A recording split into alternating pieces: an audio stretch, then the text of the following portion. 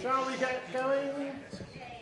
Yeah, so we've got the message that you'd all like more audience participation and you've all come back 5 minutes late. So, but I'm going to try and rattle through the few things I'm going to say a bit quicker than I would otherwise have done so that we can interact a bit more. Well, birds of prey are not that contentious or controversial. Certainly not compared with changing the mindset of the Chinese people. So I'll do this quite quickly. I want to start by telling you a couple of stories. So at the end of June this year, I was standing on a bridge in the middle of Austin, Texas, on a Sunday evening. It was a nice Sunday evening. Below me was the Texas-Colorado River. To the right, to the south of me, there was just Austin, Texas, going for miles. The headquarters of the newspaper and some hotels. On my left, it looked like a proper American city. There were skyscrapers, there was steel, glass, concrete, fantastic looking thing. And I wasn't admiring that bit of the view, and I wasn't on my own on this bridge. There were about 500 other people on the bridge, and down on the banks of the river there were another 300 people, and actually in the river, in boats and kayaks, there were another 100 people. And about 1,000 of us on a Sunday evening at about 8:30 were waiting for a wildlife spectacle. And just after 8:30, about 750,000 Mexican free-tailed bats exited from the bridge that we were standing on. And it was the most amazing wildlife scene I've ever seen. I haven't been around all the places that Chris has, but it just blew me away. And they didn't come out all at once.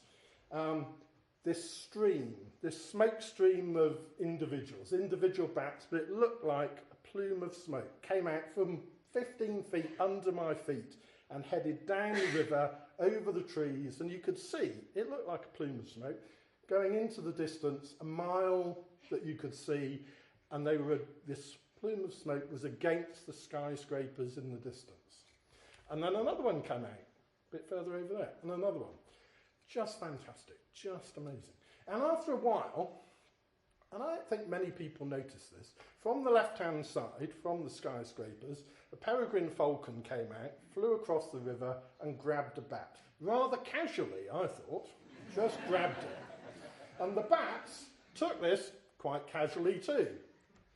That plume of smoke just continued with one fewer bat. And peregrine flew back behind the skyscrapers. You can see the bat struggling in the peregrine's claws, and the peregrine presumably ripped it apart and ate it. That's what peregrines do. You can see peregrine, but seeing that wildlife spectacle with a rather smart top predator in the middle of a completely modern American city, surrounded by cars going past, people on the bridge were taking photographs with their cell phones, that for me was a sign of hope, only a sign, but a sign of hope that we can survive with nature really living with us. Doesn't prove we can, but it just uplifted me that evening. So that's the first story. Second story is you can see something a bit like that here in central London. I quite often see peregrines these days in the middle of London. I've seen them over St Paul's. I've seen peregrines perching on the Houses of Parliament, on the Palace of Westminster, quite often. Doesn't mean I'm not looking where I'm going. I'm looking up in the air, but that's what bird watchers do. I was once queuing up to get into the Palace of Westminster, and on the top of Westminster Hall, the oldest bit of the building, there was a young peregrine ripping a pigeon to bits. And its parents were flying around, and there was another peregrine, probably its sibling, flying around. And this was, again, in the middle of central London. There were red buses going past, there were loads of people. Nobody else noticed, which is kind of okay. So I turned to the guy behind me in the queue and said, "Look up there. That's a peregrine falcon eating a pigeon." And he went, "Oh yeah." So it kind of made my day, but he was a bit indifferent. But that's okay. Doesn't have to like peregrines. I don't mind. Now, I'm told, and I don't absolutely know whether this is true, but it kind of feels like it probably is. I'm told that there are more pairs of peregrine falcons nesting in central London than there are in the Peak District National Park. Now, that wouldn't have been true 20 or 30 years ago. We have allowed nature to come back, bits of nature, to come back into our cities and live amongst us, whereas, rather strangely, in something that we call a national park in this country, we don't let all of nature survive. Because the reason that there are more peregrine falcons living in central London than there are in the Peak District National Park, assuming that's true, and I think it is true, is because they get bumped off in the Peak District National Park, because they're unpopular. So the guy behind me in the queue waiting to go into the Houses of Parliament really wasn't that bothered about peregrines.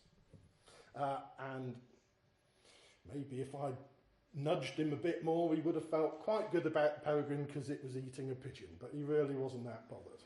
Unfortunately, in many parts of the country, people care an awful lot about wildlife, and they hate it. Some of it. Peregrine falcon is killed in quite large numbers in the uplands of Britain, as are many other birds of prey. So the one that nature conservationists often go on about is the hen harrier. How many of you have ever heard of the hen harrier? You're a very erudite bunch, so it should be quite a lot. Yeah. How many of you have heard of the golden eagle? Yeah, a few more, not many more. Both of these species have been, and the peregrine, and most of our other birds of prey have been fully protected by law since 1954. And yet they're still killed in large numbers, or at least in large enough numbers every year, that they're completely absent from some parts of the country. So golden eagles ought to live all over Scotland. And they actually ought to live over most of the north of England. And they probably ought to live in North Wales too. So if you go onto the continent of Europe, you'll find golden eagles living in all sorts of places that look a bit like North Wales or a bit like the Yorkshire Dales, but you won't find them in North Wales or the Yorkshire Dales because they are persecuted. And the main areas in which birds like hen harriers, peregrines and golden eagles are persecuted are grouse moors. They are areas where a large part of the landowning, the land system is for shooting red grouse. And because our birds of prey sometimes quite often, eat red grouse, they are not popular. So I couldn't help but think about the Indian response to man-eating tigers. The peregrine falcon or the golden eagle, they do not eat people. They are not an economic pest in that they are going to reduce the amount of food that anybody in this audience has to eat. They're just a bit inconvenient because they eat things that people want to shoot. And yet, there are large parts of our country where birds of prey that are fully protected and have been fully protected for nearly 60 years are completely absent because of illegal activity. And I hope it's not controversial to say, I think that's awful. I just think it's awful. And it says something about what we, as a nation of animal lovers, a label that we put on ourselves rather than letting the animals vote on it, I notice. But we say that we are a nation of animal lovers, but in many cases we don't actually behave as though we are. And we also have the temerity to criticise other cultures and other people for doing something pretty much the same as we do. So in the Mediterranean, where there is a totally unacceptable, largely illegal and awful slaughter of migrant birds, we make quite a lot of fuss about that, quite rightly, because it shouldn't happen. I've spoken to Cypriot and Maltese and Spanish and French conservationists who are themselves affronted by what happens in their countries, but sometimes when you get to know them, they can't help but remind you, and they're quite right to remind you, that it's a bit rich sometimes, people like us pointing out what's going wrong there, when we're actually allowing and have allowed for such a long time illegal activity to wipe out our own wildlife. So there isn't anything very controversial in that. So let's move on to the sparrowhawk. Sparrowhawk is lovely. Shall I stop there? Sparrowhawk is lovely and doesn't really cause anybody any problems at all. Eats a few fancy pigeons, but if you're going to release bizarrely bred, non-natural looking pigeons into the world, then you just got to put up with sparrowhawks eating some of them. But the sparrowhawks had a lot of bad PR because a lot of small birds have declined in the UK and sparrowhawks eat small birds. There is no vegetarian sparrowhawk, and the clue is in the name. It's a sparrowhawk. That's what it does. It doesn't just eat sparrows, but it does eat small birds. It eats some bigger birds, so a female sparrowhawk will eat something that's up to the size of a wood pigeon. But mostly sparrowhawks eat small birds. All over the world, there are birds a bit like a sparrowhawk that go around eating small birds. That is part of how this planet works. There are lots of small birds, so you're going to have some small hawks that eat small birds. Sparrowhawk, I mean, there's a load of science that has looked at it, but sparrowhawks are not the reason. They're probably not even a big part of the reason. They may not even be a small part of the reason why some small bird populations have declined. That's much more to do with intensive agriculture, as Chris said.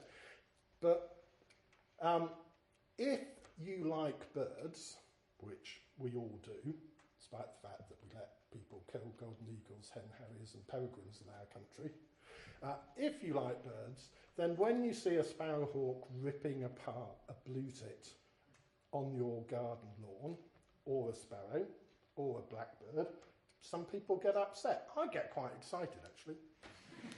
It's one of the more interesting things that could possibly happen in my garden. This is life, or actually, obviously, it's the end of life, it's death. But that is what nature is like. And nobody comes to me or to anybody else complaining about the fact that blackbirds are being beastly to earthworms. Blackbirds are predators too. We don't go around saying these blackbirds, they ought to eat fewer earthworms. So it's just ridiculous to think that sparrowhawks are a problem. It's not ridiculous to think that hen harriers, golden eagles, and what's the other one? Peregrines can be a problem if you want to shoot red grouse, and sometimes if you want to shoot pheasants. They can be a problem. They will take some of the things that you want to shoot. Is that such a big deal? And why is it a big deal? It's an economic big deal. It's not our standard of living big deal. It's interfering with somebody's pastime big deal. Big deal. I was quite quick, and I'm going to hand over to, because he's in Europe, George Fenwick.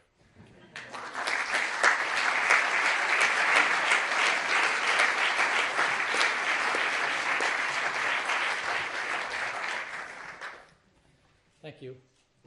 Simon, John, esteemed panel members and supporters of conservation that came tonight, thank you very much for being here to listen to me and the panelists.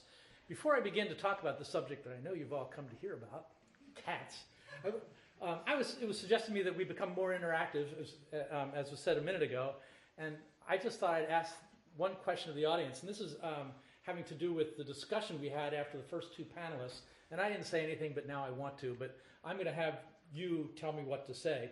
So I'm going to ask for a show of hands on one of two questions that have nothing to do with cats, but have to do with the conversation we had right before the break. We hear a lot about the effect of economics on wildlife and I think ecosystem services was mentioned by Chris, and these are all important things that affect our thinking about why people support conservation or fail to support conservation. And so I'm going to give you two choices, and you have to raise your hand on one or the other, and this will maybe serve as a basis for the point I want to make. So the two choices are that the reason you're here tonight is because you're concerned about the future of wildlife and its relationship to the British economic system. Secondly, you're here tonight because you've developed an interest in nature based on the aesthetic of wildlife. So those are your two choices. So all those in favor of the first, raise your hand. All those who are here tonight because of their affection and the aesthetic of nature and wildlife, raise your hand. Thank you. That's my point. My point is that, again, in follow-up to the questioning before the break, I don't think we can win what we want to win based on economic arguments. I feel like it's a losing fight because we're fighting on the turf of the people who don't care about wildlife as much as they do about other things. And even if that's not true, you can't win a long-term battle based on short-term arguments. Economics is always a short-term argument. How can I get a raise? How can I pay off my mortgage? How can I get my son or daughter through college? What we're trying to do is a long-term project, and you can't win an argument that way. What I'm saying is all those of you who raised your hand because you have a strong feeling in your heart for wildlife, use that argument. Use that argument, and you will be called all kinds of bad things. But if enough of us do it, enough of a time, we can win this argument. So that was my pitch based on. Thank you. Now, I have a PowerPoint and very little ability to use computers. And wait a minute, this is the last slide. Hang on a second while I get organized here. Okay, this is a slide that you invented, isn't it, John? So I'm going to try to find my slideshow, and because we want to have a very interactive audience, I'm going to, on the fly, eliminate about half or two-thirds of the slides. There's the right one. Yeah, and try to just hit the high points of what my issue is tonight. The domestic cat, human-subsidized super predator. Human-subsidized meaning that at least in temperate and colder nations of the world, unless it's in its native land of the Middle East, cats won't survive over the long term without subsidies from humans. And that means food, it means inoculations against disease, it means protection, it means avoidance of trauma, it means avoidance of pesticides and poisoning of other kinds and things like that. And super predator, I mean, is because humans provide all those benefits to cats. They don't have to fight the same fight that your native wildlife do. Your native wildlife are subject to starvation in a cold winter. They're subject to disease. They're subject to not having inoculations and all these problems.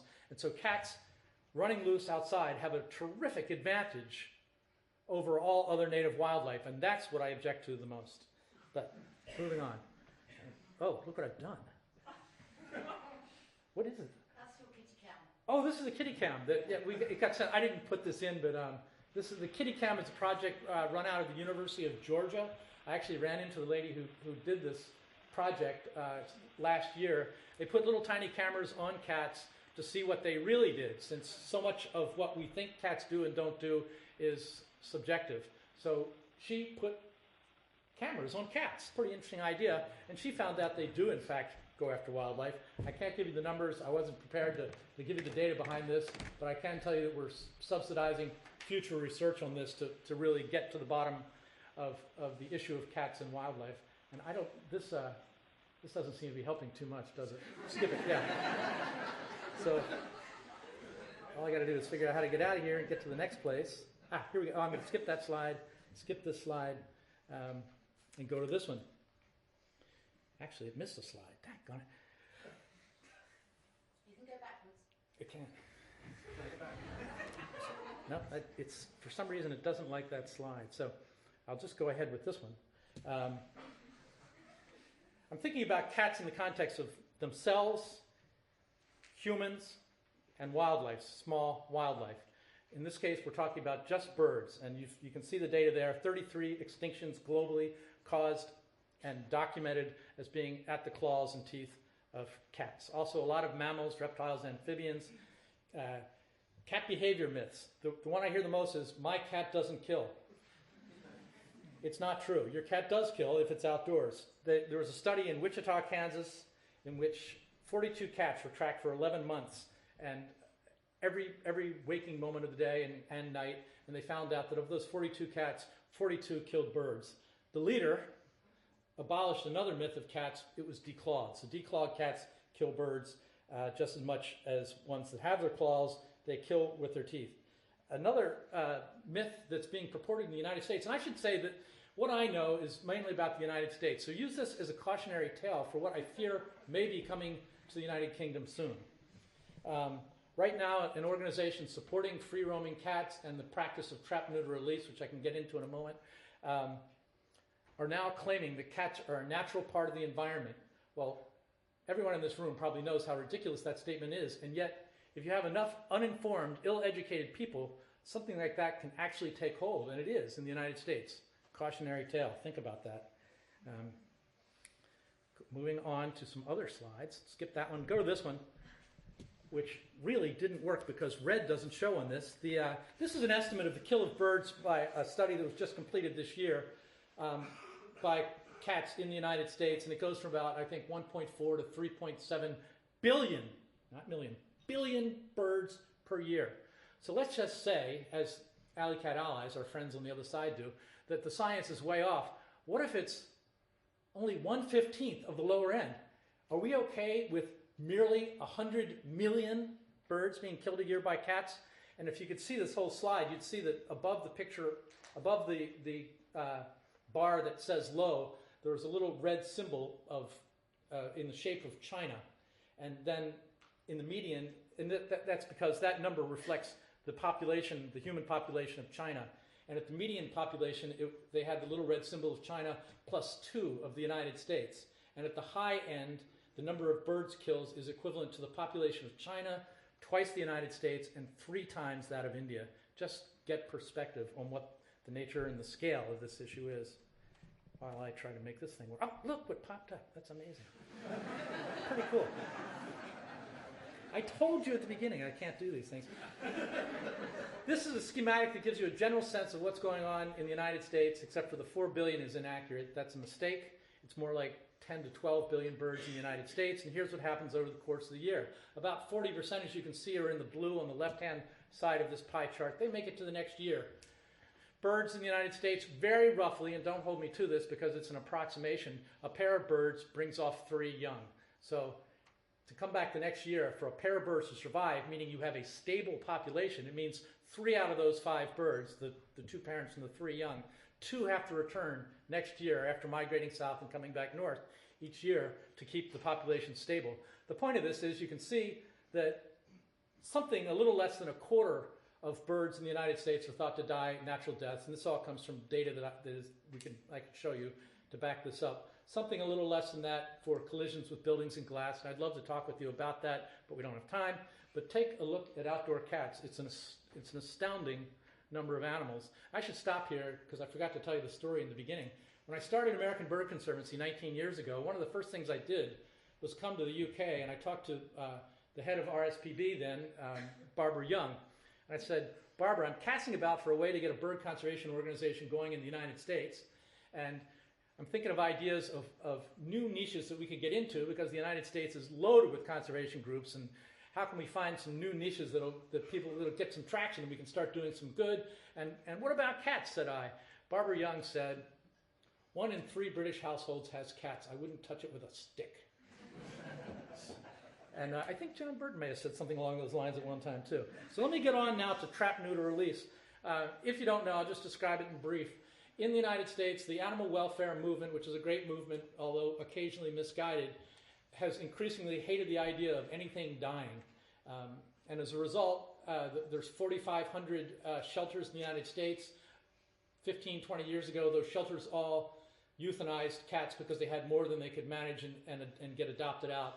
And so a lot of cats used to die. That has become fairly unacceptable in the United States, so now it's down to just a few handfuls of shelters in the United States actually euthanize cats unless, of course, they're sick or injured traumatically in such a way that they can't recover.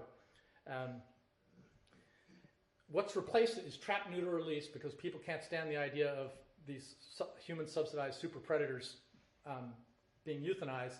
They trap the cats, they neuter the cats, they turn them back loose in outdoor colonies, which I call outdoor hordes, because that's in fact what they are. If you know what hoarding is, people keep cats in their house and they get too many cats because they can't let go of them, they can't euthanize even old and sick ones in some cases. It's a terrible thing. Well, this is trap, neuter, release is sort of the same thing except for outdoors.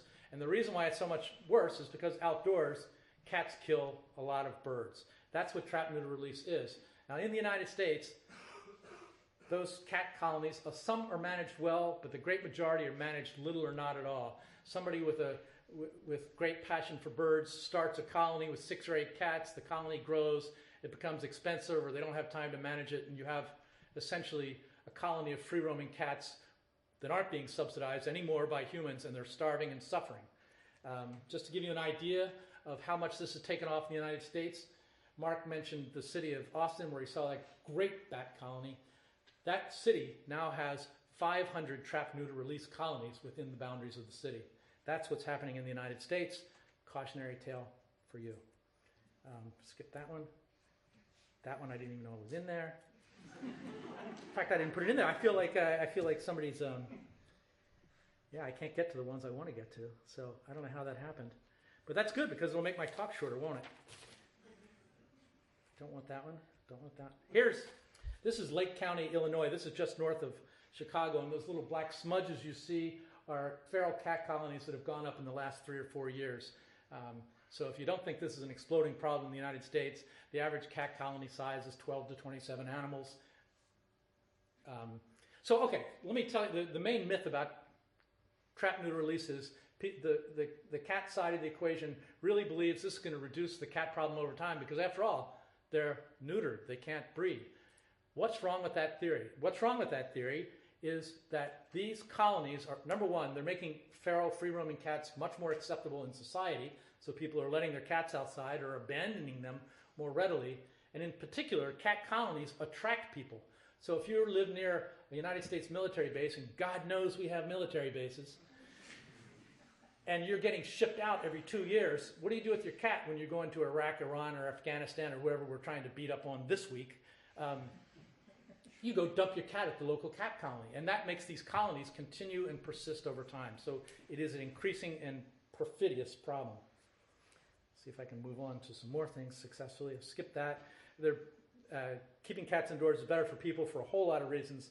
Economics, birding is a huge industry in the United States. There's numbers that you probably can't read. You can read about numbers of wildlife watchers and the amount of billions of dollars that it generates.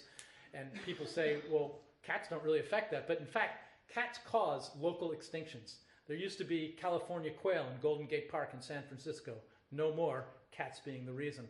All over the United States, smaller habitats have been extirpated of especially ground-living birds and low shrub-living birds, and even some high birds. I've actually seen, in person, a cat leap into the air and catch a wood warbler, which is a little tiny bird that rarely comes near the ground, a black-throated blue warbler, if you've seen it, and kill it. So it's a terrible thing. Disease I'm going to get to in a second, and environment and aesthetics I've already talked about. So if I can just... Here's some of the diseases that make keeping cats indoors better for people. I'm going to focus on a couple of those, rabies and toxoplasmosis. The cat side of the equation challenges me by saying, not a single person has died of rabies in the United States since 1975, to which I respond, let me get the exact right number. It's not here. I recall the exact right number, 38,000 cases of cat attacks on people that result in post-exposure prophylaxis, meaning you got bitten by a cat that may have been rabid and you got to get shots 38,000 times a year. So if you wonder why nobody gets rabies in the United States from cats, it's because we watch so closely, and anybody who comes near a feral or free-roaming cat is going to have to do that. The other one I wanted to focus on is toxoplasmosis. It's a disease that not many people have heard about. It was discovered in the early 1900s, so it's a disease that's been known for about 100 years, and it has terrible effects on wildlife, cats, and people. It requires a part of its reproductive stage to be in cats, so it can't persist without cats. It doesn't live only in cats, but the oocyst stage has to come from cats, and they excrete them, and then it gets into other parts of the environment to the point where it's estimated between 1/3 and 2/3 of all Americans have toxoplasmosis. Well, why does that matter? It matters because there's now correlation, which isn't quite causation. There's correlation between cat contact and obsessive compulsive disorder, depression, and schizophrenia. Doctors in the United States now warn pregnant women not to get near cats. Even stay out of gardens, because garden soil can have these oocysts, sort of a form of egg for this plasmodium in the soil, and you should stay away from it. And it's been likened, it causes a more aggressive behavior in humans, such that people are beginning to believe that increases in things like speeding and car accidents is happening more frequently. And there's a little bit of data, not enough to say causation, there's a little bit of data suggesting that it is a fact that if your behavior is aberrant, out of line with societal norms, you have a much higher chance of having toxoplasmosis. So you'll be hearing more about that in the time to come. Papers are coming out left and right in scientific journals about that now. But enough about disease. See if I can make this go on. That's a paper that a few people did recently on that, but I'm skipping that. And I've already talked to you about that, and I think you know about public nuisance. If you don't like cats in your yard killing birds, then you have a public nuisance. And here's a chart I just made up last week. This is intended to really infuriate any cat owners in the room. I did this myself, distinguishing the difference between cats and rats in my mind and the mind of birds. Think of birds thinking about this. So you get check marks for both cats and rats being small mammals, invasive predators. They're alien in the United States. They certainly both spread diseases of many kinds. They cause bird extinctions, both of them, and I can give you lots of documentation on that. They're both a public nuisance, and so what's the difference? The difference is rats have done a lousy public relations job. They have no constituency. But other than that, from the point of view of a bird, you see the problem. Here's arguments against cat control.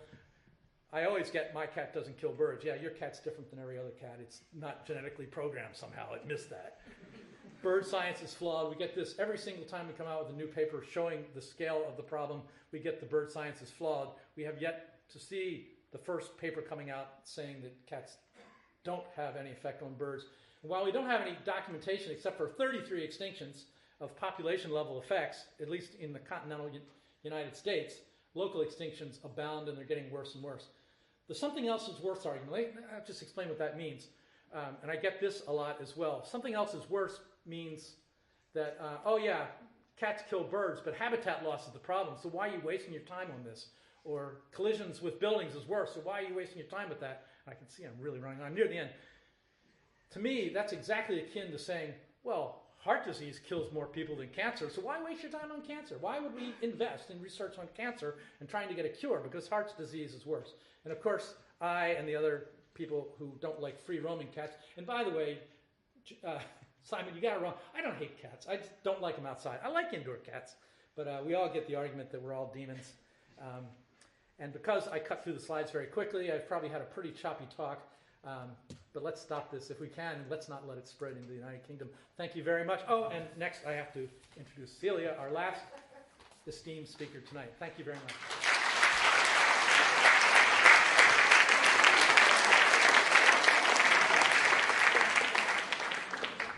Especially for George. I'll put it on. George, have a nice look at that. That's going to really cheer you up. Oh, no, I hate that. Can anyone tell me how many people here have cats? Put your hands up if you have free-roaming cats. Let's not count. Well, it's not. It could be worse for me. Following that is really difficult. Now, I just want to say that I've tried to make this so that you can check up with what I've said and assess whether my information is right. So somewhere is a list of my references which you can take home and please do. What George is really doing is, what he's saying is what we would call the precautionary principle. Cats, we'll get rid of cats because they probably do a great deal of harm, okay? And that's been, the argument is we restrict cats because that way we're going to save a lot of, we're going to do good for conservation, okay? Well, yeah, I have to admit cats do kill wildlife. I'm not even going to bother you with that. There are plenty of other animals who are hardwired like cats and will do surplus killing. So it's not just cats do surplus killing. If you get a fox in a chicken run, it'll kill all the chickens. But there's been a recent Bristol survey which found that birds killed by cats were significantly poorer in condition than birds killed in window collisions, which suggests that, like other carnivores, cats are actually culling as they kill, as it were. Most carnivores do this. There's no point trying to get the biggest animal. What you want is the weakest animal. Now, what's very interesting about this survey was that 60% of the cats didn't bring home any prey. Well, you can argue that proves very little, and perhaps it does, but the recent Criticam survey that George was invoking, 56% of those cats, which had the little cameras around their necks, didn't kill anything. I must say that surprised me, because I've always had cats that killed a lot, but anyway. So what we've got is a situation where if someone says to me, my cat doesn't kill birds, or my cat doesn't kill anything, they could be telling you the truth. They're not in denial. And finally, if you look at what urban cat colonies actually eat, if you look at their scats, there's a very small percentage from birds and mammals. This comes from an Australian survey, so it'd probably be slightly different in this country. Okie doke. Now, the problem is there are several groups of cats, so that if George had his way and decides to eradicate cats from the United States, he's going to have a real problem. Because owned cats, first of all, about 10 million in this country, and there are still a few functional ones which are actually kept because they kill rats and mice. And then most of them are probably pets. They can be man's best friend, just like a dog. They're good for lonely people, and pets are good for health, and cats even protect against heart disease. You can look all that up for yourself. But what I want to draw your attention to is, can you tell the difference? Can you tell which is an owned cat and which is an unowned cat? I took these photos so I know. This isn't too difficult. The top one is an owned cat. You may just be able to see its collar. I'm not sure if you can. And the bottom one is a feral cat because it's had its ear tip taken off. They both look rather alike and are in terrific condition, actually. Okay, so that's the lot. That's the first of the owned cats. The next group is the formerly owned cats, you could say. These are the stray cats. They turn up. They're dumped. I looked up just one bit of a colony of 155 cats in an American university, and a quarter of these were socialised, meaning at some point they'd been pets. Very few of this colony were neutered, and most of them were the former pets, but even so, 32 out of the 39 former pets hadn't been neutered. And a much bigger study in Rome suggested that when you have a colony of cats, you have an immigration rate of dumped cats or stray cats of around 21%. So it's not going to be easy what George wants to do. Now, can you tell which is the feral cat? That top one, that's the feral cat. That bottom one, that's a pet. Okay, semi-owned cats, and I'll just go to the photos again. Can you tell which is the feral cat? Top one is a feral cat, bottom one is an owned cat. But it is difficult, I'm sure you'll agree.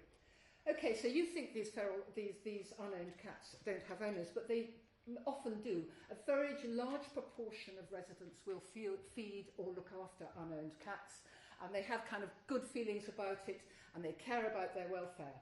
And those semi-owned cats, you're not going to be able to get rid of that easily. Okay, is it legal to kill cats? Well, in this country, it's really very complicated, and there is actually a very good booklet about to come out by Nelson Ryland, and I suggest you read it because it's complex, but it probably isn't. Cats are property, and certainly an owner could sue for the return of their cat or its value. And in Italy, there's a law which prohibits the abuse or removal of feral cats. So before any of you who may be working on conservation overseas go and kill cats, just check on the legal possession. Now that one, is that a feral cat? I had a careful look at the corpse, and I came to the conclusion it was a pet cat. That one, yep, you can tell that one, that's a pet cat because it's wearing a collar. There's no doubt if you poison your cats, or you do an introduced disease, it will be an offence against the Animal Welfare Act in this country. And I just want to say to you, there is an ethical side to this, because cats are sentient creatures. They have emotions like we do. Birds probably do too, but I don't think the neuroscientists have got to work on pigeons yet. And do does every bird's life have a greater value than every cat's life? Or do some birds' lives have a greater value than some cats' lives? That's the ethical question. And if some birds' lives have a greater value than cats' lives, is it ethical to kill those cats in the hope that you might save a few birds? Because is it going to work? I'm going to skip over islands where it can work. Okay? If you kill cats on site or you trap, neuter and relocate, because George isn't quite right, some of the TNR systems are relocation ones, cats move into the available space, and it only takes 2.5% of the colony not to be neutered, and the numbers will go whizzing up in about a year. Shy cats, they're incredibly difficult to trap. I mean, that's my photo. I've tried it. Once they've seen some cats trapped, it's incredibly difficult to trap them. There isn't really yet any contraception, and fencing is expensive. And this is what I'm sort of saying is what George wants us to do isn't going to work. Okay, so suppose you're on an island, you get rid of the cats, then you've got more rats. And one estimate is that in 400 years, rats have been responsible for 54% of island extinctions, cats for only 26%. So if you leave the rats around, you're not going to be able to, you are really putting various animals and birds at risk. Even if you get rid of both the cats and the rats, you will get more mice, and mice do predate. They do hunt small creatures, mostly insects, admittedly. Weasels and stoats may increase, or even a sort of form of ant, because the problem is if you take out the top predator, the predator one down is going to have a lot more to eat. So it's not easy. It is not a simple solution. That's a rat that my cats brought in, incidentally. And now that's a weasel they brought in. So you see, they do actually kill other predators. Sometimes you'll find that cats actually do benefit high nesting birds because they kill the predators like that weasel. But they also had an interesting survey in Australia where they do have cat-free zones, where they were looking at a sort of marsupial shrew, and they found more mardos in the cat zones than in the non-cat zones. And that's because somebody had simply decided the simple answer was to get rid of the cats. Well, in actual fact, what they failed to take into account was the vegetation available. And when there was the right vegetation, even the cat zones were fine. Now, is it wise? I think Barbara Young is jolly wise myself. If you are a conservationist working for a charity, in this country at least, I do think leaving cats alone is a very good idea. Or if you wish to eradicate them from fenced areas or isolated areas, then you do it in a careful, humane way. Because people do feel very strongly about their cats. They're very upset when they lose them. And they really feel as you do about a human being, only probably for shorter periods of time. And if you kill the semi-owned cats, this is a lady I know who is very into semi-owned cats, they're not going to cooperate with you. They'll probably let the cats out of the trap. They may even try and slaughter your birds, because most people, even non-cat owners, actually don't believe that removing the cats that removing cats is justified on the grounds of wildlife preservation. And I might say that if you are going to remove the cats, who the hell's going to tell you, except those cat ladies, about the new cats that are on the block? They know, but you won't, unless you have a very expensive cat warden of some kind. Now, George says it's okay if you keep your cats indoors. Well, yeah, they'll last longer, but they're going to have a life which is full of stress. It's associated with various diseases such as feline idiopathic cystitis and behaviour problems. Collars, well, they can be dangerous to cats. And although there are less collar injuries than there are road injuries, that's because very few cats wear collars outside, in this country at least. And most owners don't like the collar devices, and even when they've been given them for free, although they say they'll continue to use them, they haven't. So you do have an enormous public relations problem. And what I want to argue is that actually we cat lovers can cooperate with people who are into conservation, and we can do that. We can't do it, and we won't do it, if we have confrontation of the kind that lovely George is suggesting, because he's a man full of charm, except unless you're a cat. So, in this country, 86% of owned cats are neutered, which is a staggeringly high number, 86% of female cats. And if we can get that up to 92%, we will have a stable cat-owned population for the first time probably in history. But the point is we only need about 30,000 more neuters. And if we educate people, because most people don't neuter their cats because they don't get round to it, or they think it's, they can leave it for 6 months. And so I reckon we can actually do that probably. CP stands for Cats Protection, of which I'm a patron and very keen on. Trap, neuter, return, yeah, we do a lot of that. And we could probably help if you wanted, as a conservationist, an area where there were going to be no neutered and stray cats, but you need our cooperation, because we can trap them best probably than you can, and B, we will notice, the cat lovers will notice if there's new cats turn on. Microchipping, well, Cats Protection already microchips all its rehomed cats, and that means if a stray turns up on the block, you can send it back to its original home. Night curfews, yes, Cat Protection already says to people, keep your cat in at night because of the welfare of the cat. It's less likely to be run over on the road. Licensing, well, we haven't even got dog licensing yet, so I don't think that's a go, but I'd quite like to see that because then we could restrict the number of cats per house, which would be good for the cats, actually. So we want fewer cats, just like George does, only we want it in a different way. Finally, this is the picture. This is the picture of that shows what they decided to do when they wanted to save the Massachusetts heath hen. Naturally, there was a simple answer. You just kill all the cats. That picture's taken, I think, about 1906. And the heath hen died out in 1932, and it didn't die out because of cats. It died out because the heath kept catching fire. They got poultry disease, and they suffered from inbreeding. So what I really want to say to you is, to every complex conservation problem, there is a simple answer, which is to get rid of cats, and it's wrong.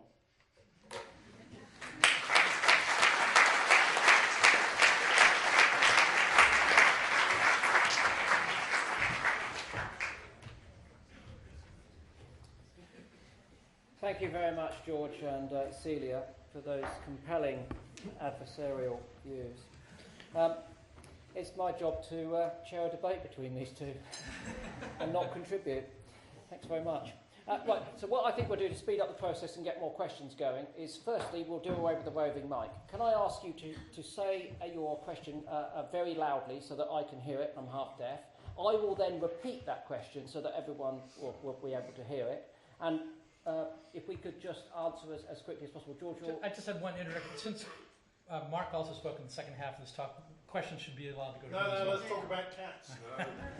Okay, I just didn't want you to be left out. Okay, right, let's have first question then. Gentleman in the middle there. Nice and loud, please, sir. Yeah, I'm hoping this question will resonate with quite a lot of people here. My name is Mani, conservationist and RT consultant. Looking at what you said, Chris, and also Vivek, I'd like to tap into your knowledge with regards to what engagement is there on the local ground, on the ground, basically, where you operate. You are linking Wildland Trust with a lot of local partners in the organizational countries where you operate. What engagement is there with the local communities, and how are you helping to alleviate poverty? Okay. Or the driver. All right.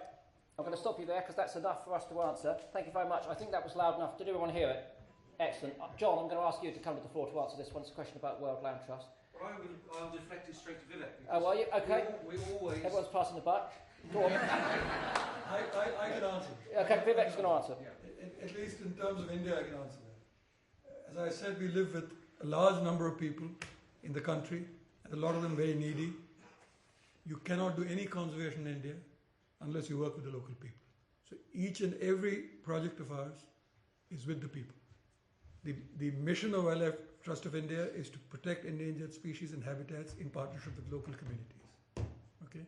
So in fact, at least 3 or 4 of our large projects is just the community setting aside land and are helping them under community laws. Even if we buy the land, we are with the communities for more than 10 or 15 years at a time. We build houses for them. We build roads for them. So it's not so simple. So yes, we work very, very, very closely with communities. I think the gentleman was going to go on to say, Vivek, does that help alleviate poverty in those areas? So very quickly, can you add anything to that? I don't know whether it alleviates poverty in a large scale, but the people we touch, most certainly it alleviates poverty. The last time I visited one of their homes, they gave me half a bag of green pepper. And if you know the cost of pepper, and if you think of half a bag, that's a lot of money. That person is not poor anymore. Okay, next question then, please. Okay, gentleman right at the back, you were sharp, sir. So shout nice and loudly so everyone can hear. Paul Elliott, Head of Investigations for the RSPB. This one's from Mark. Mark, do you fear that species such as hen harrier are falling out of cultural memory in England? You were very strong and quite right, I think, on golden eagles should be in my own home county of Yorkshire, and they're not. They're not in the uplands of England. They're being persecuted by people. They're flatlining at the moment. What about hen harrier? It's really hard to get people to understand the species and engage with it. Do you think it's falling out of our cultural memory at the moment? I think it is, and I think there's quite a lot of wildlife that is in that position. So, and you, because I no longer work for the RSPB, you ought to be doing more about it. We need to find some way of turning the huge audiences for Spring Watch and Autumn Watch into more people who are active and agitate. Because a lot of people see wildlife now on their television screens. So the BBC doesn't really see that as its job, and I can understand that. But we need to do that in some way. I always think of the fact that where I live in Northamptonshire, I can now see a red kite above my garden every day if it's not raining. If I spend enough time in the garden, I can see them. And my children have grown up knowing red kites, and the children in the local schools all want their school badge to have a red kite on it because they're proud of it. Red kites went extinct in Northamptonshire and locally in the 1830s. My children are the first generation of children to grow up in Northamptonshire realising that there ought to be red kites and seeing them and liking them. Now, the generation before my children didn't see red kites in Northamptonshire. They didn't miss them because they never saw them. Their parents never saw them. Their grandparents didn't tell them stories about, oh, there used to be red kites here. They had been lost from memory. Now they are well embedded because of work that, actually, before your time, people like me did in reintroducing red kites to Northamptonshire. But when my children go for a walk in the countryside, they will hear fewer skylarks, fewer corn buntings, see fewer tree sparrows. So they've got the red kites back in their lives, but they've got fewer of a lot of common birds. And, you know, we all have to talk about it and be angry about it and make a fuss about it, because you haven't forgotten that you're all going to write to your MP every month between now and the general election, have you? We certainly haven't. Okay, lady there. Good night. I'm Ana Contreras. I'm from Colombia. And excuse me, my English is not perfectly. Well, science says in a card of the Convention of Biological Diversity that it's very important the conservation of some ecosystem in America, just like the northern of the Andes. But the government say that they need development mines or petroleum industry for be less poor. What do you think about it if this little place have the most highest biodiversity of the world?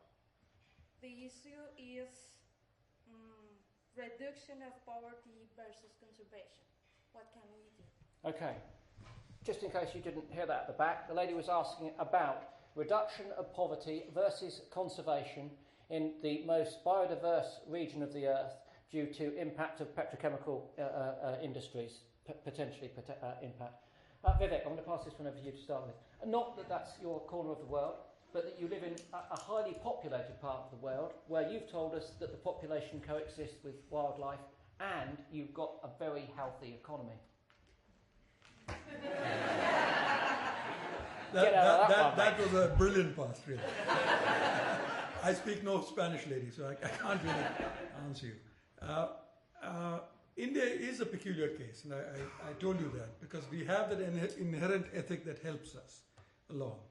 I do not know about Colombia. I know that you have the largest number of bird species in the world, so it is a very, very important part of the world. And the change that you wish to see must come from within your country. So without knowing your culture and your ethic, I'm nobody to comment. But I do know that it is possible in this world to balance some of these needs. I do not think it should be a versus thing at all. I think you can protect a large amount of our biodiversity without necessarily compromising on the livelihoods of people, which is equally important. I cannot tell you how to do it because the country I do not know. Okay, does anyone else want to add anything to that? George? I'll just say that I think that dichotomy is exactly the choice that you shouldn't take. I would say that's exactly the point I was making when I began my talk, that that's fighting the fight on their ground. They're trying to make you make a decision. Do you want healthier people or healthier birds? That's not the choice at all, because more birds, healthier birds will probably lead to a healthier human community as well, and it's the wrong choice. It's not the right question. Okay, next question then. Right at the back, let's be democratic about this. Shout really loudly, please. Okay, is that loud enough? Oh, it's loud enough for me. Yeah. Stacey Waring, and I'm a dog owner. This is for the George and Celia who talked about cats. George, most of your points against cats were based on wildlife, whereas most of the points for cats were based on humans and how cats are good for humans. Isn't that what got us into this mess in the first place? The whole debate about what humans want and wildlife. And isn't that something that we should start to question? Okay, Celia, I'm going to pass this one to you first because you spoke eloquently about how cats influence our lives in a positive way. Yeah, well, I mean, I just think that it's rather like the previous answer. We don't actually have to go head to head and confront each other. I think what George is doing is the wrong way of going about it, because I want to see better welfare for cats, which means fewer cats. It doesn't mean a lot of strays hanging around. And I think we, cat lovers, can help the conservationists. So I would say to you, I don't think it's an either-or question. I really just don't. George, do you want to add anything? Yeah, someday you need to explain to me what it is you think I said that I'm saying we do, because I never said anything about that. And so the tone of it wasn't very nice, George. No, well, my tone about outdoor cats will never be very nice. But I'm glad for the question, because the point that it brought to my mind, that question, is that this is not the cat's fault. This is the fault of selfish human beings. Our species is so selfish that we're willing not only to countenance the death of millions and billions of birds, we're willing to countenance the suffering of free-roaming cats. A free-roaming cat lives 2.5 years in the United States. A house cat kept inside lives 10 to 17 years, depending on which paper you read. During that 2.5 years, they're chased by dogs or eaten by coyotes if obviously don't make it 2.5 years. That happens at age 2. They get into pesticides. They get into antifreeze. They get run over by cars. They freeze. They starve. It's the worst thing in the world for cats. I love cats. I think cats are great, but not outdoors, because they suffer, birds suffer, and then humans suffer when the cats die young. Okay, I'm going to just say one thing about dogs as a dog owner, and that is that let's not forget that in the UK, our dogs are equally quite a considerable menace to wildlife. Ground nesting birds in the New Forest where I live, 45% of the species that live there are influenced negatively by dogs off the lead, effectively out of control. So we don't get off the hook either, our dog owners. And the fact that dogs are still allowed to run free on UK nature reserves, well, if you want controversy, there's it in a hat, because it's lunacy at the same time. Okay, next question. Gentleman here with the glasses. Yes, Mark invited us to be angry. I'm a little bit angry, I'm afraid, with the organisation of this evening, if I may say so, because to have Mark speaking with no adversary or contrary argument, I think... Perhaps that's you, sir, so take the floor... Well, it may well be, but I'm going to do it very briefly. Okay. And to have the only question so far to come from the RSPB, whom he used to work, is, I think, regrettable to say the least. It is much more complicated than Mark set out, as he well knows. Until last year, he was in favour of a managed approach to raptor management. He was in discussions both with the RSPB and even when he was on his own freelance. He was blogging and writing in magazines acknowledging the benefits of managed Rasmus for biodiversity and endangered threatened species. His position has only changed within the last year in that regard. Just one quick point, if I may. The point was made, in fact, by you, Chris, about reserves. And the RSPB, as you say, says, look, what wonderful work we do on reserves. in relation to, I would draw a distinction between the good work that the RSPB does on some of its reserves, but also the extremely good work that managed grouse laws do in relation to conservation of biodiversity. Look at Wales, black grouse, a very threatened species. Half the population of black grouse are on one managed grouse law. The number on Welsh reserves is pitiful, and either decreasing or flatlining. The Pennines, you mentioned the Peak District, go a bit further north, the Pennines. Managed grouse laws produce, as you well know, Mark, infinitely more waders, seriously threatened. And as you know, the economic argument is not just rich toffs going out and shooting grouse. There is a conservation argument and an economic argument too in relation to the keepers that are employed. Just don't forget about Langham. You were involved in that. You were party to the introduction of Langham too. Okay, Mark, before we come to you, does anyone else, because the gentleman had a point, does anyone else share any of those opinions and wish to give voice to those before we pass over to Mark briefly? It appears you're a lone voice, sir, but a valid shame, voice. obviously. So the question when I... Sorry, he's not alone. Oh, go on. Go on then, sir. We do need some more airtime. For the record, I was Chief Executive of Scottish Natural Heritage, and I know Philip extremely well. And I think the essential point is that we have got ourselves into a controversy, just like this nonsense that's being talked about, cats versus birds. We have had the same controversy about raptors versus managed grouse moors, or should we say habitat management to try and restore previous overgrazing as a result of the cat regime. Too often we want to polarise these arguments as opposed to say where on earth is the common ground and what is causing the controversy, and to put more responsibility on the owners of these areas, and also to make sure that the common agriculture policy is totally reformed. I mean, it hasn't been reformed yet again because, as I think you said, the result of French and German farmers particularly, but also the result of our Treasury in the UK and our farmers' ministers. So we're not able to get that sort of meeting on the ground to change the paradigm from what Mark and Philip are arguing about. Okay, a valid point. We're in a state of confrontation and not creative compromise. Perhaps we've reached a breaking point where some conservationists, Mark among them, has run out of patience because we've run out of hen harriers in the UK. Maybe that's what's instigating the change of mind. And I would say, sir, that obviously we all retain the right to change our mind, and perhaps that is what Mark has done. Well, let him speak, and we may come back to you. Well, I will be brief because I had a little bit longer than Philip took to ask his question to make my talk. Quite a lot of what Philip said, the audience probably won't understand because it's getting into the complexities of it, and it's clearly a conversation that Philip and I have had for about 20 years. Have I changed my mind? I haven't changed my mind on what I talked about this evening, which is that people who are breaking the law, killing birds of prey that have been fully legally protected since 1954, I don't have a lot of sympathy for them.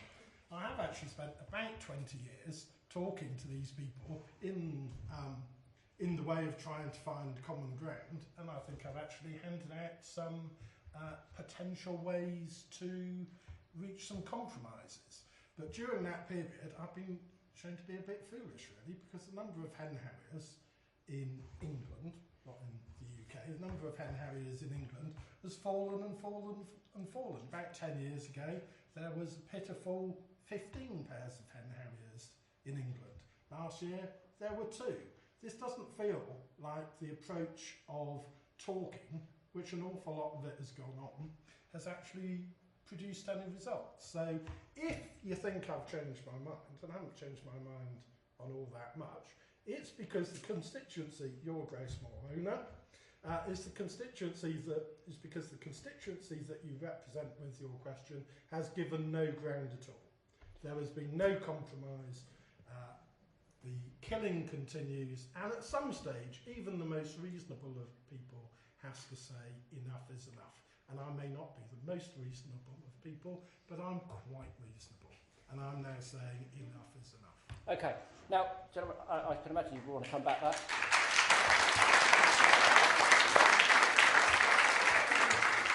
And I'm glad you spoke, sir, because that was a valid point about we don't want anything to be one-sided here. This is about generating debate for creative change, and some of that may come through compromise, and some of it may not have happened when we had previous debate. But let's move on to another question about another topic, if we may. There's a young lady here. Roxanne from BSc Zoo Management student. As it was mentioned, domestic cats predate on birds. It's part of something that's potentially in their DNA. Would you agree that, or would you disagree that allowing wild animals kept in a captive environment for breeding or so on should be allowed to have the same experience at a discretion and extremely controlled, so that it could perhaps give them a better benefit of surviving if they are released back into the wild? Okay, let me paraphrase that. You were at the front. The lady who works in a zoo environment is asking whether captive wild animals should have the same freedom to actively predate, because it might help if we were then to look to these individuals to it having enhanced their behaviour to provide a greater success if they were released back into the wild as part of a reintroduction scheme. As it stands at the moment, it is illegal for any caged animal in the UK to be fed live prey. That's the basis of your point. Okay. I think it would be, I'm really interested in zoo enrichment. And if you are going to release animals back into the wild, you're going to have to teach them how to hunt. But I'm afraid it's illegal. That's the problem. So I don't really see any way around it in the UK. Sadly, a Mr. Lister, no relation, in Scotland had wanted to pioneer a project whereby wolves, lynx and other formerly native animals were brought back into the UK. And he wanted to pilot this endeavour, he being a wealthy individual, by enclosing a large area of Scotland so that we could see if it was going to work. He received a lot of criticism from the conservation bodies as well as everyone else, not least the Ramblers, who then complained that his enclosed, I think, 10,000 hectares would have prevented them from crossing it. That was, forgive me, Ramblers, but that was a bit petty because Scotland's a massive place and you can walk round a fence. However, the real nail in the coffin of the idea was very simple, and that was that, of course, as soon as the animals were enclosed, if he had captive wolf and lynx, he then couldn't introduce captive deer for these animals to eat, as that is now illegal, and so the thing seems to be dying on its feet. What a pity. Next question. Okay, lady there in the middle. Hi.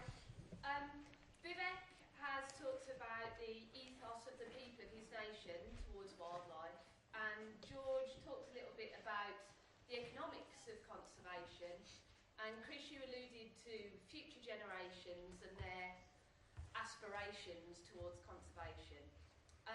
But Michael Gove had a bit of an argument with a 13-year-old girl about environmental issues in the curriculum, and she kind of brought that to the forefront. And I think that maybe we need to kind of be lobbying Parliament as well to ensure that ecology, environmental sciences, conservation remains high on the agenda in the curriculum, because future generations and their engagement is so critical, and we all have an agenda really towards conservation, and deep down we all want to encourage others to share that, and I think that we need to think more seriously about that for the future. Okay, so we're talking about influencing future culture through education. Vivek, I'm going to pass this one to you, not on the education aspect, but because you've spoken about India being a special case, and there may well be religious aspects to that, people's attitude towards animals. Is that the case or not? What does promote a greater tolerance, perhaps, in your country? It's easy to say religious, because both Hinduism and Buddhism, and actually Jainism, all three religions, which are about 70% of India, worship some of these animals. But in my state, you're 1/3 Christian, 1/3 Muslim, and 1/3 Hindu. We all worship the elephant. I can show you Jesus Christ going once a year on the elephant back. Right? The Muslims in skull caps also bow down to the elephant. So it's something about the ethic of the nation, not necessarily religion, although religion may have had a part in imparting it to that part. But cultural input is really important. Mark? Well, I was just going to say, I think you're quite right. and Michael Gove had to change some of the government plans to remove, I think I'm getting this right, some of the talk about climate change from the primary school curriculum and some of the stuff about ecology. And that was because, not necessarily all of you wrote to your MP once a month between now and the general election, but something very similar happened. People said, hang on, this is a bit odd. And they said, actually, we ought to be going in the other direction. We ought to be having nature tables in primary schools, and we ought to be taking kids out and showing them nature far more. We're not helpless. Politicians, we vote them in, and they do what they think we want them to do. We need to rise up and tell them what we actually want. And we do. I think we want a world where children, some of whom will grow up to be politicians, have a much better understanding of the real world, which I regard as being the natural world, and all this stuff about economics and politics is kind of human froth on the top of what the real world is all about. Okay, next question then. Gentleman in the middle there with glasses. My name's Ian Orr, and I'm involved with the World Wildlife Trust and the UK Overseas Territories Conservation Forum. I wanted to pick up a point that Celia made, which I thought was a very good one, that what she's working for is fewer cats with better welfare. Yeah.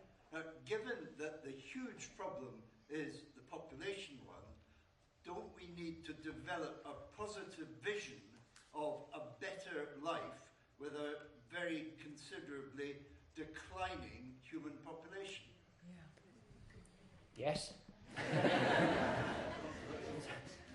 I don't think there's an answer to that, really. I don't think that we would argue against you. You were presuming you're talking about human population there, as she was speaking about cats and the relationship with our relationship with them. But, I mean, yes, of course. And I think that what we have to do is explore means of doing that passively and cleverly and scientifically across a range of cultures and creeds and races of people in different communities. And I fervently believe that if we have the ability to understand the complex behaviours of some other animals, we should have the ability to uncover the complex behaviours of our own breeding strategies so that we can modify our own population.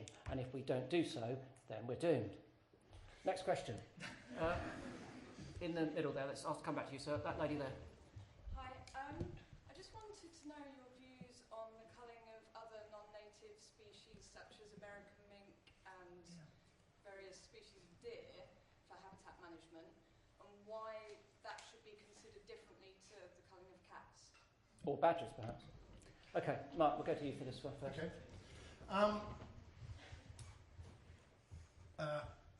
Introducing non-native species is generally a bad idea, but ecologically it's a bad idea, and there's so many examples of that right across the world. But we've done quite a lot of it in this country. We have got it wrong for 200 years or so. So muntjac deer, grey squirrels, whole range of species, and we're still doing it. More now by accident than by design, but we've done an awful lot of it. Now, if I could click my fingers and every grey squirrel in the country disappeared, I will click my fingers now. But it isn't that simple, is it? It would take a huge amount of money, a huge amount of time, and an uncertain outcome for us to do that. So should we spend that money trying to wipe out the grey squirrel for the benefit of the red squirrel? Or should we spend that money, because we can't spend it twice, on doing some other things? And those are the real conservation issues. So I think there are species that we'd be better off without, but only some of them are species that it is worth even attempting to eradicate. And those are the difficult decisions that conservationists make all the time. And I was involved in one of them, which was the North American ruddy duck in this country, and introduced North American species which threaten the globally threatened white-headed duck in southern Europe, and the OSPB and quite a lot of other organisations persuaded the UK government to eradicate that duck. And I like ruddy ducks. I've seen ruddy ducks in the States. I saw them at Shoe Valley Lake, which is where I did all my bird watching when I was a 13-year-old boy. But though that species was a conservation threat, and it seemed feasible to get rid of them. So I'm not sugaring the way I talk about this, to get rid of them, which means shooting them. And it looks like that has almost succeeded. For all I know, it already has succeeded. But for 8,600 birds, the population in the UK, which was increasing at 6% per annum, last year there were fewer than 50. So that looks like an example where it has worked, and it actually looks like one that will have done quite a lot to help the white-headed duck, a globally threatened species. Should we just work through the list of non-native species in the UK? No, we can't. We haven't got the money, we haven't got the time, and many of them it wouldn't work, and there's so many other things to do. Okay, that was very comprehensive an answer. We'll just take one more. John, I promised this gentleman here. I'm a permaculture student. I'd like to ask particularly Chris and Mark about rewilding, how you feel about rewilding. Do you think it's a good way forward for conservation, in Britain particularly? Mark, you go first. Okay, so rewilding means different things to different people, but I think it means taking areas of land and letting them go back to whatever the natural habitat would be. That sounds great, and I think we should do some of that. I think we should do a lot more of it in this country than we have done so far. I don't think that is the only thing that we should do in nature conservation terms. I think it is a part of the solution, and I'd like us to do a lot more. For example, I would like it if a large part of the fens in eastern Britain were rewilded to a big swampy marsh, because we're going to run out of decent soil in the fens fairly soon because of the way we farm it. And it would be much better if we turn that back into something amazing. Salisbury Plain ought to be the largest dry grassland, chalk grassland area in Western Europe, and yet we run tanks over it and grow wheat rather badly on it. We could do a lot more of this, and it's a bit like the question from up the back. It's because nobody has seen Salisbury Plain as a huge natural area that we don't miss it. You have to. I think the rewilding agenda is good because it gets us to think of how big and great places could be, but it's not the only thing we should do. I pretty much agree with that. Frankly, there's been some excellent other examples of rewilding in other parts of Europe, including Europe's most densely populated country, the Netherlands, where there's Oostvaardersplassen and other areas which have proved really successful at acting as nuclei to hold reserves which can spread, species which can spread into other reserves. I'm going to hand over to you, John, to wrap up proceedings, if that's right.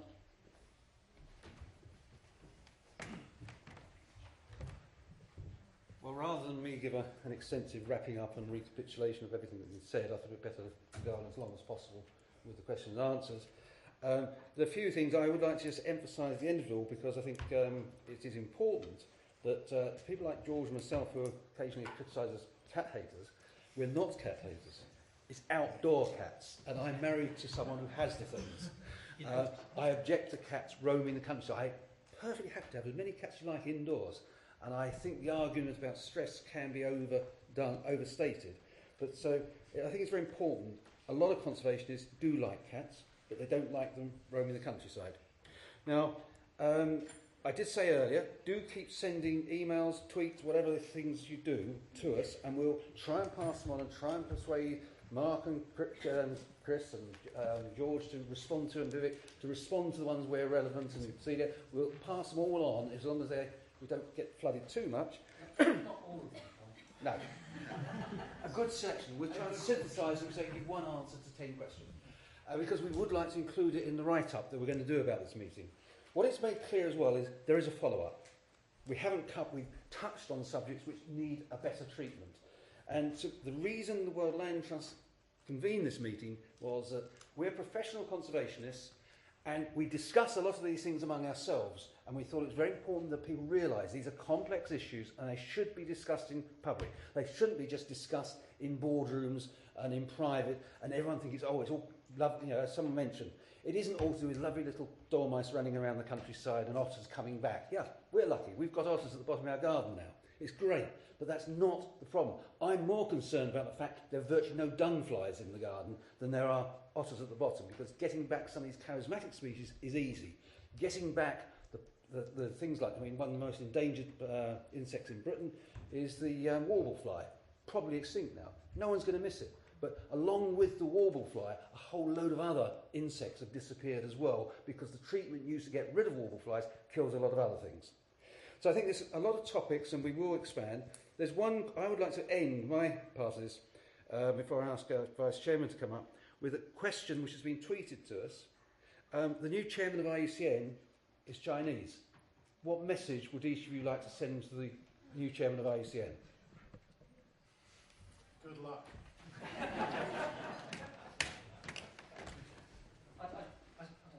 I'm not sure we can hear. I think the mic's off. My message would be quite simple. Act now, because it will be too late tomorrow. And that means influencing principally your homegrown chums. I'll give a cricketing answer. I met him last week, and I told him the same thing. As a cricketer, if there were two good openers, we used to say the others can go out shopping, right? So that's what I told him. I said, let China and India, let's join hands, let the others go shopping. We can save this.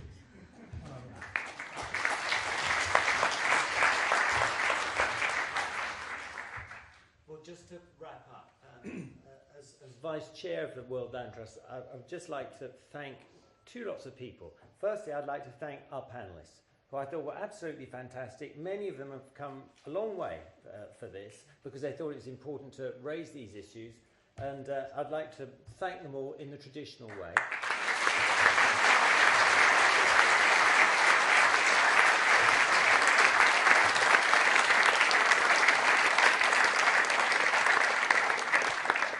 And I'd like to thank you all for coming.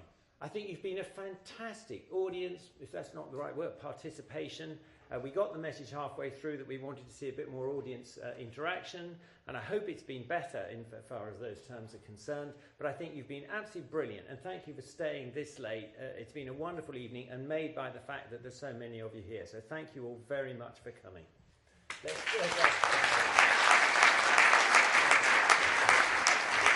And then finally, if you can just give me 1 second to reiterate the thanks to our sponsors, the Sibthorp Trust. And then if you can forgive me, and as anybody who's been a trustee of an organisation will know, you're very concerned about how revenue and things we can do more of. I mentioned Big Match Fortnight right at the beginning. World Land Trust is in the middle of an incredibly exciting project to try and help our local partners in Sabah, Borneo, Malaysian Borneo, to secure a vital piece of forest habitat that is it's unprotected, and it's in the middle, squeezed between two protected areas. And it's what our local partners are telling us is the most important corridor along the River Kinabatangi area in Sabah, to protect a whole myriad of threatened species, particularly orangutan, proboscis monkey, sun bear, pygmy elephants. It's the most biodiverse part of Southeast Asia. We have agreed with our partners there to help support that. We estimate it was going to cost £1 million to help secure this area. And we started off this Big Match fortnight because we had an incredibly generous sponsor who said anything up to £250,000 that we could match in that fortnight, he would match. In other words, so half the money would come from the supporter if we could match it. So anything anybody gives in that fortnight gets doubled. And our goal was to get to, well, originally we were talking about £400,000, but our goal was to get to £500,000 during this fortnight to take us a long way to support the success of the appeal. And in the first 10 days of this fortnight, we've raised more or less £400,000, which is an incredible achievement. But this supporter has said, if you can get another 50, I will match it. So if any of you know of anybody or want to put your hands in your pockets to yourselves to help save one of the most crucial areas in Borneo for these very threatened species, I would be thrilled. Thank you very much and good night.